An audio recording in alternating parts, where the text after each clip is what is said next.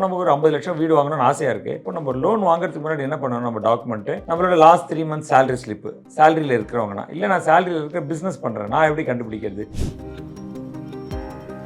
சில நேரத்தில் பார்த்தீங்கன்னா மிடில் மேல் ஏஜென்ட் வழியாக போகிறதுனால இன்ட்ரெஸ்ட் ரேட் மாறாது. யாருக்கு மேபி ப்ராப்ளமாக இருக்குன்னா ரொம்ப ப்ரொஃபைல் கொஞ்சம் சரியில்லை, இல்லை கிரெடிட் ஸ்கோர் பேடாக இருக்குது, கிரெடிட் ஸ்கோர் என்ஹான்ஸ் பண்ணணும், அது மாதிரி இதே சார்ஜ் 500, 1000, 1500. இன்னைக்கு வந்து ஒரு பேங்க் வந்து ரிசர்வ் பேங்க் வந்து 6.5% ரெப்போ ரேட்டுன்னு சொல்லிடுறான். இப்போ இதுலேயே என்ன பண்ணுவாங்க, பேங்க் ஒரு 2% எக்ஸ்ட்ரா வச்சு 8.5% லோனுன்னு சொல்லுவாங்க. இப்போ 8.5% பதிலாக 9% லெண்ட் பண்ணுவாங்க. 15 இயர்ஸ்க்கு வந்து ஒரு ஹோம் லோன் வந்து எடுக்கிறோம் அப்படின்னா நம்ம அதை வந்து கொஞ்சம் கஷ்டப்பட்டு வந்து ஒரு 5 இயர்ஸில் வந்து அதை க்ளோஸ் பண்ணலாமா, இல்லைனா அதை 15 இயர்ஸ் வரைக்குமே கட்டலாமா சார்? முதல்ல 15 இயர்ஸ் லோன் வாங்கினா 5 வருஷத்தில் அடைக்கணுமானா இந்த கால்குலேஷனில் நீங்கள் போட்டிங்கன்னா 5 வருஷத்தில் அடைக்க வேணாம்னு சொல்லணும். அது ஏன்னா நம்மளோட பாரோயிங் காஸ்ட் இதெல்லாம் பண்ணோன்னா என்ன ஆகும்,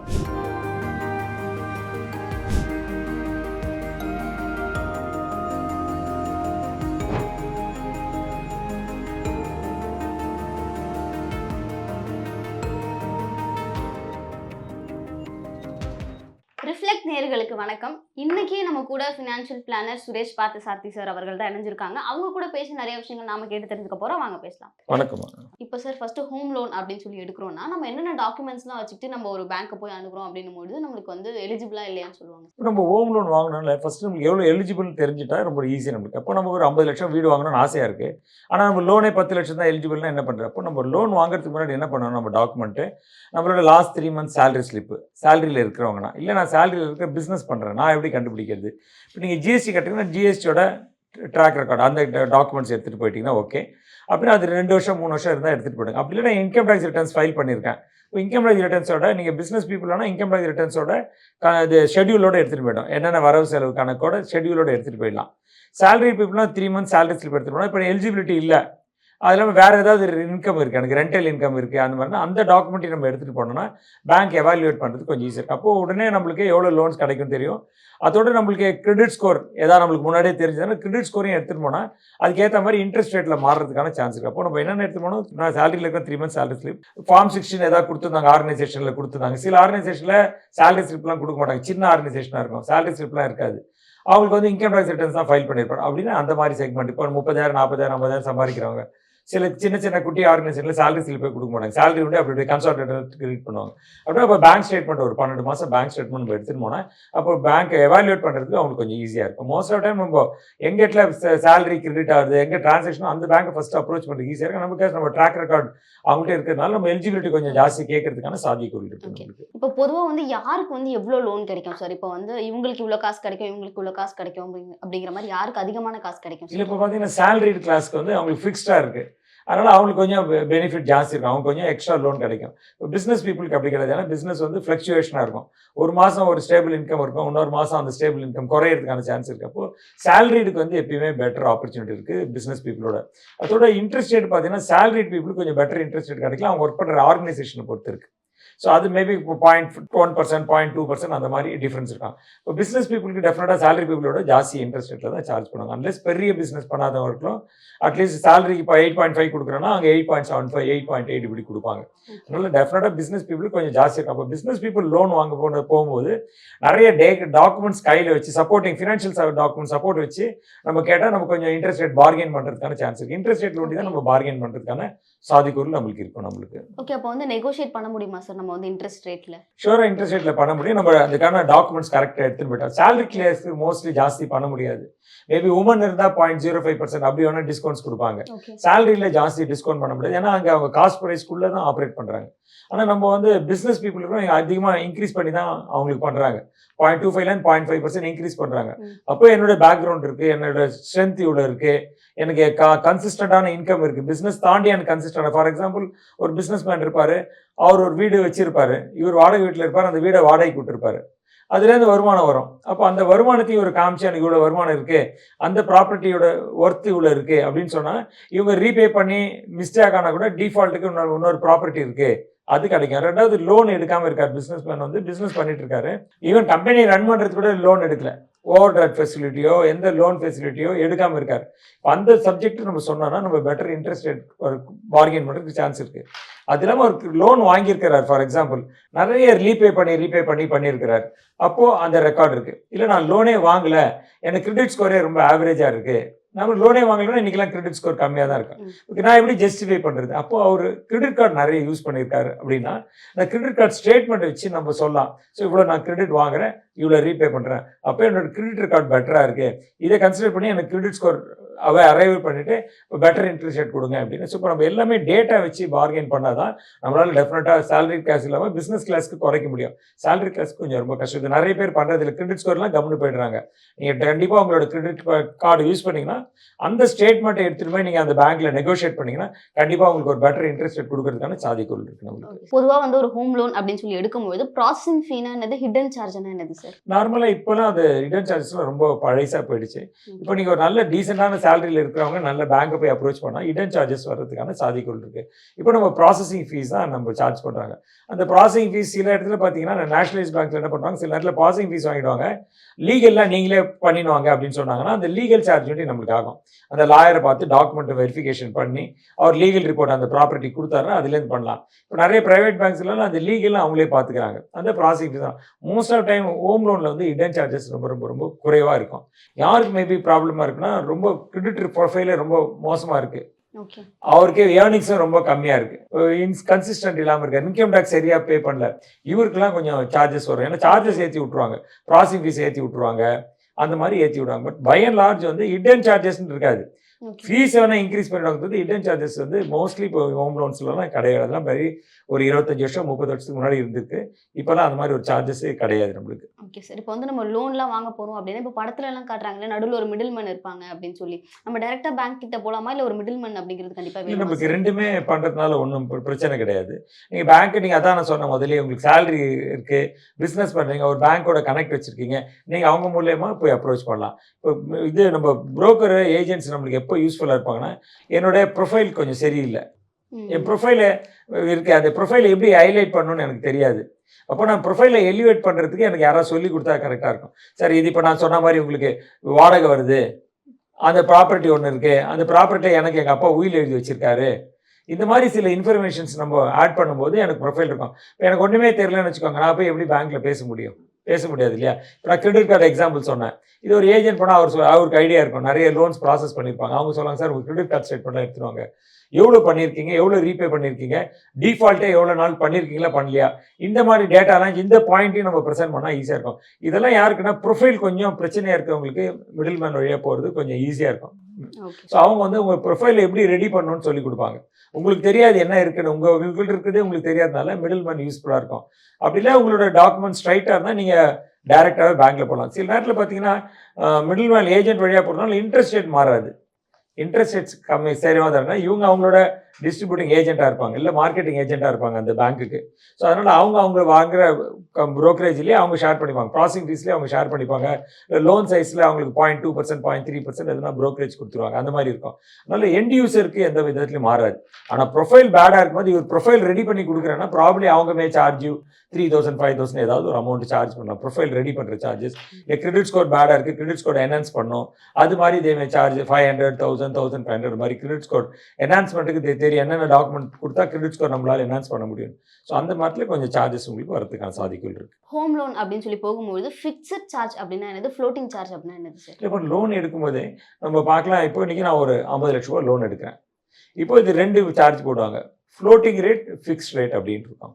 ஃப்ளோட்டிங் ரேட்னா இப்போ ஆர்பிஐ முதல்லலாம் வந்து இன்ட்ரெஸ்ட் ரேட் அனௌன்ஸ் பண்ணிட்டே இருப்பாங்க, ரெப்போ ரேட்டு, ரிவர்ஸ் ரெப்போ ரேட்னு 2 இருக்குது. அப்போ இந்த ரெப்போ ரேட் மாற்ற அந்த ரேட்டு சிஸ்டம்ல இன்ட்ரெஸ்ட் ரேட் மாறிடும். ரிப்போ ரேட்னா bank, Reserve Bank of India fix பண்ணுற ஒரு ரேட். அது எந்த நேரத்தில் ரிவர்ஸ் ரெப்போனா அவங்க எப்படி ரிப்போன்றது வந்து பேங்க் வந்து ரிசர்வ் பேங்க் கடன் வாங்கினால் என்ன ரேட்டுக்கு அவங்க கடன் கொடுப்பாங்க அப்படின்னு வைக்கிறாங்க.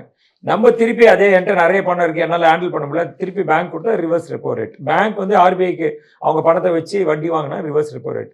ரெப்போ ரேட்ன்றது நம்ம என்ன ரேட்டில் பேங்க் வந்து கடன் வாங்க போடணும் அந்த ரேட்டை பேஸ் பண்ணி தான் இங்கே நிறைய பேங்க் வந்து இன்ட்ரெஸ்ட் ரேட்டே சார்ஜ் பண்ணுறாங்க. ஸோ அது மாதிரி இருக்கும்போது நம்ம ஃப்ளோட்டிங் ரேட்டில் இருக்கோம். இன்றைக்கி வந்து ஒரு பேங்க் வந்து ரிசர்வ் பேங்க் வந்து 6.5% ரெப்போ ரேட்டுன்னு சொல்லிடுறான். இப்போ இதிலே என்ன பண்ணுவாங்க, பேங்க் ஒரு 2% எக்ஸ்ட்ரா வச்சு 8.5% லோனுன்னு சொல்லுவாங்க.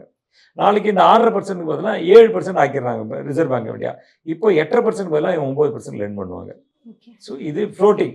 அவங்க மாற்ற இது மாறிட்டே இருக்கும். கான்ஸ்டண்ட்டாக இருக்கிறதுனால மாறி மாறி வர்றதுனால இது பேர் ஃப்ளோட்டிங். ஃபிக்ஸடு என்னன்னா இப்போ இவங்க ஒரு இன்றைக்கி ஸ்டார்ட் பண்ணுறீங்க, லோன் வாங்குறீங்க, 8.5% வட்டி நான் கொடுத்துட்றேன்.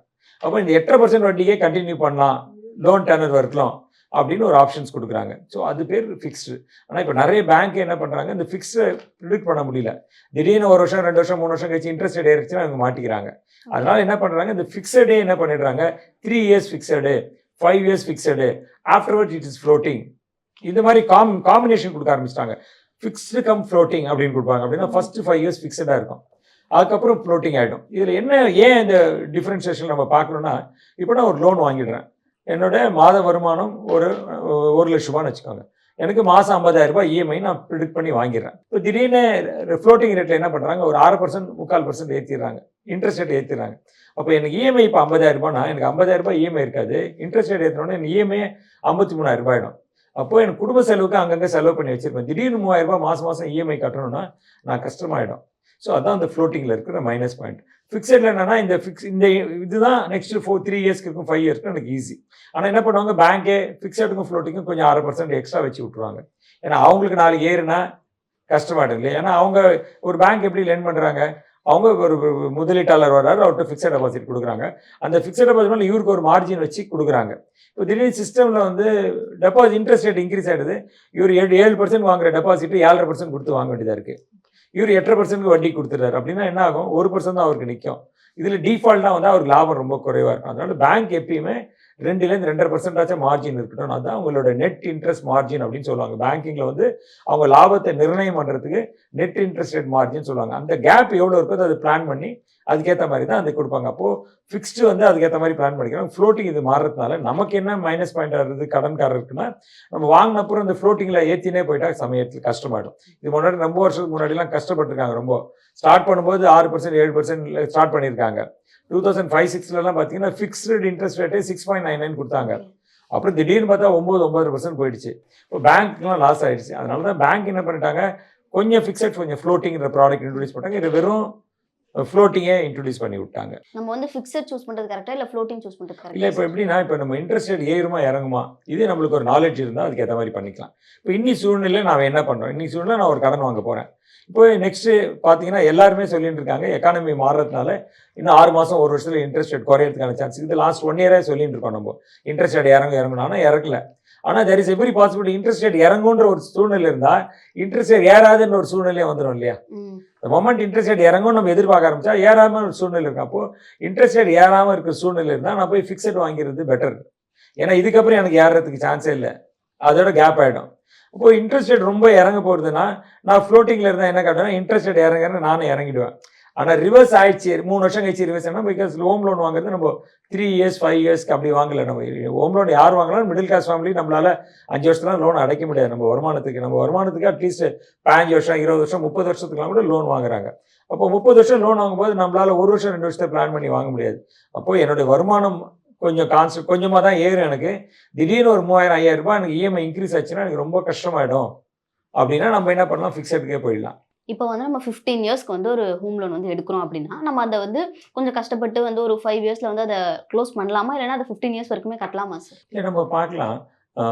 இது ஹோம் லோன்ஸை வந்து நீங்கள் ஒரு 5 வருஷம் 7 வருஷம் கழிச்சு கூட க்ளோஸ் பண்ண ட்ரை பண்ணலாம். இப்போ 2 விஷயங்கள் நம்ம பார்க்கணும். முதல்லலாம் ஹோம் லோன்ஸ் வேறு ஸ்டைலில் இருந்தது. இப்போ எப்போ tax regime, new tax regime, old tax regime அப்படின்னு ஒன்று இன்ட்ரடியூஸ் பண்ணிட்டாங்க. இப்போ போன வருஷத்துலேருந்து என்ன இன்ட்ரடியூஸ் பண்ணிட்டாங்க, நியூ டேக்ஸ் ரிஜியூம் இஸ் டிஃபால்ட் ரிஜியூம் அப்படின்னு சொல்லிட்டாங்க. அப்படின்னா நியூ ரிஜியூமில் தான் நீங்கள் எல்லாருமே டேக்ஸில் வருவாங்க. இப்போ நான் ஹோம் லோன் எடுக்கிறேன், நான் பசங்களுக்கு எஜுகேஷன் லோன் கட்டுறேன், இல்லை எனக்கு வந்து வருஷத்துக்கு 1,50,000 ரூபாய் நான் இன்கம் டேக்ஸில் சேவ் பண்ணுறேன், ஏடிசியில் சேவ் பண்ணுறேன். இந்த மாதிரி இருக்கிறவங்க உங்களோட டிடக்ஷன் 4 லட்ச ரூபாய்க்கு வரைக்கும் இருக்குது. அப்படின்னா நீங்கள் ஓல்டு ரிஜிமில் போகிறதுக்கு பெட்டரான விஷயங்கள். இப்போ ஓல்டு ரிஜிமில் நம்ம போகிறதுனால என்ன ஆகுது, நம்ம இன்கம் டேக்ஸ் பெனிஃபிட் நம்மளுக்கு கிடைக்குது. நம்மளுக்கு இன்கம் டேக்ஸ் பெனிஃபிட் கிடைக்கிறதுனால நம்ம இந்த மாதிரி என்ன மாதிரி ஆப்ஷன்ஸ் வேணுமோ அந்த மாதிரி ஆப்ஷன்ஸ் எடுத்துக்கலாம் நம்ம. ஸோ 4 லட்சம் வரைக்கும் உங்களுக்கு டிடக்ஷன் தான். நீங்கள் ஓல்டு ரிஜிம் போகிறது பெட்டரான விஷயங்கள். அதனால என்ன லாபம் நம்மளுக்கு அப்படின்னா, நம்ம ஒரு 8% ஒரு லோன் வாங்குறோம். இப்போ என்னோட monthly yearly EMI interest repay more then 2 lakhs இருக்கு. அப்போது நம்ம செக்ஷன் 24ல் நம்மளுக்கு என்ன கிடைக்குன்னா, 2 லட்ச ரூபாய்க்கு ரிபேட் எடுத்துக்கலாம் நம்ம. ஓகே. அப்போ பிரின்சிபல் கட்டுறோம் நம்ம, அதுக்கு ஒரு 1.5 லட்ச ரூபாய் கிடைக்கும். நம்ம மெடிக்கல் பாலிசி எதாவது எடுத்துக்கிறோம், அது கொஞ்சம் இருக்கும். இதெல்லாம் எடுத்தோன்னா ஓல்டு ரிஜிமே நம்மளுக்கு பெட்டரான ஒரு ஆப்ஷன்ஸாக வரும். அப்போ இன்ட்ரெஸ்ட் எடுக்கும்போதே நம்ம டிசைட் பண்ணிக்கணும், ஓல்டு ரிஜிம் பண்ணுவோம், நியூ ரிஜிம் பண்ணுவோம். 3 லட்சம் 4 லட்சத்துக்கு மேலே இருந்தால் ஓல்டு ரிஜிம்லேயே நம்ம ஓல்டு இருக்கிறது. ரிஜிம் நியூ ரிஜிம்னு என்னது சார்? இன்கம் டேக்ஸில் என்ன சொல்லிட்டாங்கன்னா, எந்த பெனிஃபிட் எனக்கு வாங்கினா நான் வாங்குற சம்பளத்துக்கு அப்படியே டாக்ஸ் கட்டிடுங்க ஓகே. அப்படின்னு சொல்கிறாங்க. இப்போ எனக்கு ஆண்டு வருமானம் 10 லட்சம், ஸ்டாண்டர்ட் டெடக்ஷன் 50,000 குறைச்சிருவாங்க. ஸ்டாண்டர்ட் டெடக்ஷன் நம்ம அன்றாட போர்த்து வரத்துக்கு செலவுகள் எல்லாத்தையும் காமனாக ஒரு மனிதருக்காக செலவுகள், அது ஆண்டு ஒன்றதுக்கு ஒரு 50,000 ரூபாய் கொடுத்துட்றாங்க. அப்போ 10 லட்ச ரூபாயில் 50,000 கழிச்சு விட்டுரும். 9,50,000 ரூபாய். 9,50,000 ரூபாய்க்கு ஸ்லாப் ஃபிக்ஸ் பண்ணிட்டாங்க. Up to 3 lakhs, 3 lakhs to 6 lakhs, 6 lakhs to 9 lakhs, 9 lakhs to 12 lakhs இப்படி ஃபிக்ஸ் பண்ணிட்டாங்க. அப்போ அந்த ஸ்லாபுக்கு ஏற்ற மாதிரி இன்கம் டேக்ஸ் பிடிச்சிடுவாங்க. இது நியூ ரிஜிம். ஓல்டு ரிஜிம் என்னன்னா, என்ன வருமானம் எவ்வளோ, நான் எங்கெங்கெல்லாம் முதலீடு பண்ணுறேன், இன்கம் டேக்ஸ் பெனிஃபிட் எடுக்கிற மாதிரி சில ஸ்கீம்ஸ்லாம் இருக்குது. அதெல்லாம் பண்ணிட்டேன்னா அந்த 10 லட்சத்துலேருந்து கழிச்சிக்கலாம். அது எப்படி புரிஞ்சிக்கலாம்னா, இப்போ நான் 10 லட்சம் லோன், எனக்கு ஆண்டு வருமானம் 10 லட்சம். இப்போ என் ஸ்டாண்டர்ட் டிடக்ஷன் 50,000 போயிடும். அப்போ என்னோட வருமானம் 9,50,000 ரூபாய் ஆயிடுது. இப்போ நான் ஹோம் லோன் எடுத்திருக்கேன், அதோட டிடக்ஷன் ஒரு 2 லட்சம். எப்பவுமே 10 லட்சம் சம்பளம் இருக்கவங்களுக்கு 2 லட்சம் வராது, அதோட கம்மியாக தான் வரும். ஏன்னா பிகாஸ் அவங்க லோன் எலிஜிபிலிட்டி கம்மியாயிடுவாங்க. ஸோ அப்போ அவங்களுக்கு தோராயமாக 2 லட்சம் வருதுன்னா, இப்போ அந்த 9.5 லட்சத்துலேருந்து 2 லட்சத்துக்கு கழிச்சிடுவாங்க, 7.5 லட்சம் வந்துடும். இப்போ நான் பிரின்சிபல் ரீபே பண்ணுறேன், குழந்தைங்க டியூஷன் ஃபீஸ் கட்டுறேன், ஸ்கூல் ஃபீஸ் கட்டுறேன், அது ஒரு 1.5 லட்ச ரூபாய்க்கு எனக்கு வருது. Employee provident fund, tuition fees, நான் ஏதோ இன்சூரன்ஸ் சேவ் பண்ணுறேன், இதெல்லாம் 1.5 லட்சம் வந்துடுது. இப்போ நம்ம 9.5 பார்த்தோம், அதுலேருந்து 2 லட்சம் கழிச்சா நான் 7.5 ஆயிடுது. இதில் 1.5 லட்சம் கழிச்சு விட்ருவாங்க. அப்போ நான் எனக்கு ஒரு ஹெல்த் இன்சூரன்ஸ் பாலிசி எடுத்து வச்சிருக்கேன். எனக்கு ஒரு 20,000 ரூபாய்க்கு எடுத்திருக்கேன், எங்கள் பேரண்ட்ஸ்க்கு ஒரு 25,000 ரூபாய்க்கு எடுத்திருக்கேன். அப்போ அந்த 45,000 கழிச்சு விட்டுருணும். நீங்கள் 9.5, 9ல் 2 போனால் 7.5, 7.5 1.5 போனால் 6, 6ல் இன்னும் 45,000 கழிச்சுன்னா 5,55,000 ரூபாய் நம்மளுக்கு வருது. இப்போ 5,55,000 ரூபாய்க்கு நம்ம கால்குலேட் பண்ணணும். 3 lakhs to 6 lakhs 5%. அப்போ என்னோட ஆண்டு ஒரு டேக்ஸே வந்து 5%குள்ளே வந்துடும்.